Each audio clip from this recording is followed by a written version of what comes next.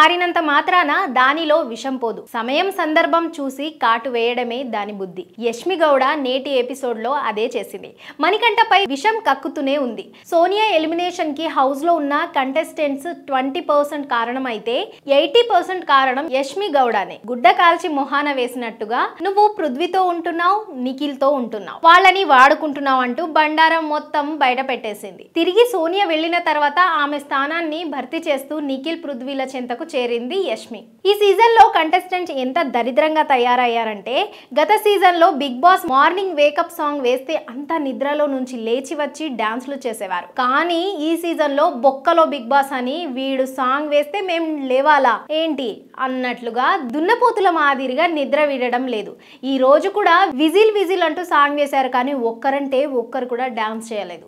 నబీల్, సీతలు మాత్రమే లేచి గార్డెన్ ఏరియాలోకి వచ్చారు. మిగిలిన వాళ్ళంతా నిద్రలో నుంచి లేవకపోవడంతో కుక్క అరుపులు వినిపించాయి. వీడికి పనేం లేదా అన్నట్టుగా అలా చూస్తూ ఉన్నారు నిద్రబోతులు యష్మి, విష్ణు, ప్రేరణ, నైనికలు. కుక్కలు ఎందుకు అరుస్తున్నాయి అన్నట్టుగా సైగ చేసింది విష్ణుప్రియ. ఇక వీళ్ళు ఎలాగో నిద్రలో నుంచి లేవడం లేదనుకున్న బిగ్ బాస్ వాళ్లతో ఓ టాస్క్ ఆడించారు. దానిలో భాగంగా నాగమణికంఠ సూపర్ మచ్చి అనే ఐటమ్ సాంగ్ కి చిందులు వేశారు. మధ్యలో నైనిక జాయిన్ అయ్యి ఓ ఊపు ఊపేశారు. అబ్బో, మణికంఠలో ఈ కళ కూడా ఉందా అన్నట్టుగా తనకి వచ్చినట్టే చేసి హౌస్ మేట్స్ ని మెప్పించాడు. ఆ తర్వాత నబిల్ కి స్పూన్ తో బకెట్ నీళ్లు నింపాలని టాస్క్ ఇచ్చారు. ఆ తర్వాత ఎప్పుడు మణికంఠపై విషం చిమ్మే యష్మిని అతనితో కలిసి డాన్స్ చేస్తే చూడాలని ఉందని అన్నారు బిగ్ బాస్. దాంతో ఇద్దరు కలిసి డాన్స్ చేశారు. ఆ తర్వాత పృథ్వీకి లేడీ గెటప్ వేశారు. విష్ణు అయితే ఆ గెటప్ చూసి తెగ సిగ్గుపడిపోయింది. అయితే ఈ టాస్క్ లో కాంతారా టీం గెలవడంతో వాళ్ళకి చాక్లెట్స్ పంపించాడు బిగ్ బాస్. ఆ తర్వాత సర్వైవల్ టాస్క్ ముగిసినట్టు ప్రకటించారు బిగ్ బాస్. అయితే కాంతారా టీం సభ్యులు ఎక్కువ టాస్కులు గెలిచిన కారణం వాళ్ళకి స్పెషల్ పవర్ లభించింది.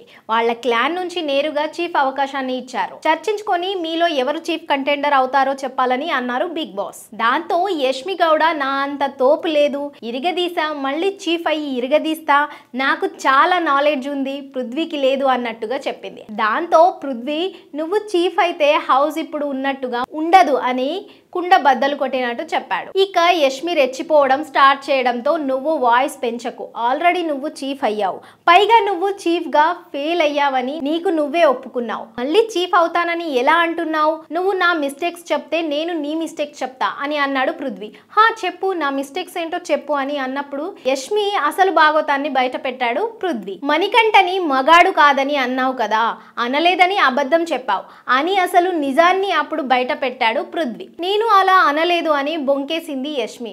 అవునా, నువ్వు అననప్పుడు ఎందుకు సారీ చెప్పావు అని అడిగాడు పృథ్వీ. దాంతో యష్మి వద్దు, ఆ పాయింట్ తీయకు, ఆ టాపిక్ ఎత్తకు, మమ్మీపై ఒట్టేశాను కదా అని తల్లిపై ఒట్టేసి కూడా అబద్ధం ఆడింది యష్మి. నువ్వు ఒట్లు పెట్టకు, నువ్వు ఆ రోజు అన్నావు, ఇప్పుడు అనలేదని అంటున్నావు. మణికంఠని బాయ్ కాదని అనడం నువ్వు చేసిన తప్పు, దాన్ని మళ్ళీ ఒప్పుకోకపోవడం ఇంకో తప్పు.